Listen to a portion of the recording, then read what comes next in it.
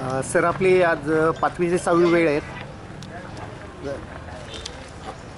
आपली आज 5वी ते 6वी वेळ आहे. इथं चक्कर आहेत. काय आहे स्थानिक अधिकाऱ्यांचा कसा प्रतिसाद तुम्हाला? आता संबंध महाराष्ट्रात कारवाई सुरू झालेली आहे.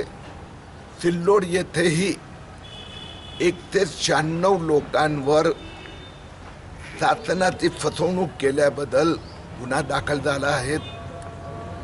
सिल्लोड उपविभागीय अधिकारी यांनी 386 लोकांना त्यांनी फसवणूक करून फक्त आधार कार्डच्या आधारावर जन्म प्रमाणपत्र घेतलं म्हणून त्यांचे जन्म प्रमाणपत्र रद्द केले आहेत.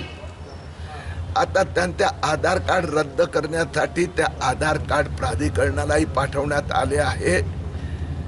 पुढच्या 3 आठवड्यात सिल्लोड येथे जे 1100 शंकास्पद मी तक्रारी केल्या होत्या की हे शंकास्पद आहेत त्याची चौकशी पूर्ण होणार आणि मला विश्वास आहे 2800 पैकी 1000 लोकांचे जन्म प्रमाणपत्र रद्द होणार. त्यांच्यावर पोलीस कारवाई सुरू होणार. सर नगर परिषदच्या आता निवडणूक झालेल्या आहेत.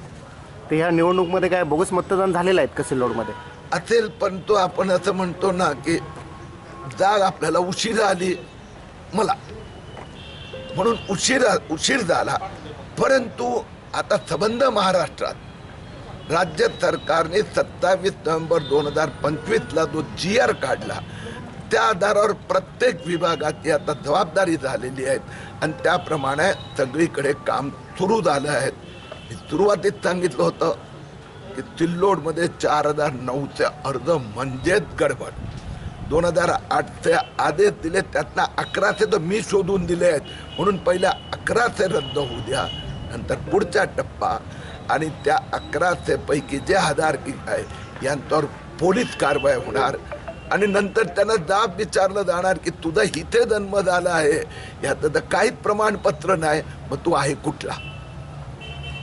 सर मृत्यू प्रमाणपत्र देण्यात आले मात्र त्याच अधिकाऱ्यांनी त्या लोकांवरती गुन्हे दाखल झाले. इथं मुद्दा असा आहे की लाभार्थी मी आहे,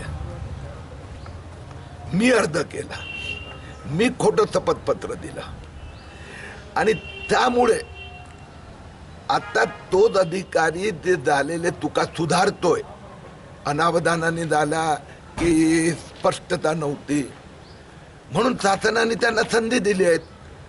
मूळ लढाई घुसखोरांची आहे, मूळ लढाई बांगलादेशी रोहिंग्यांची आहे, मूळ लढाई अशा लोकांची की ज्यांच्याकडे त्याचा इथे जन्म झाला त्याचं काहीच कागद नाही त्याला तर परत पाठवलं जाणार. धन्यवाद.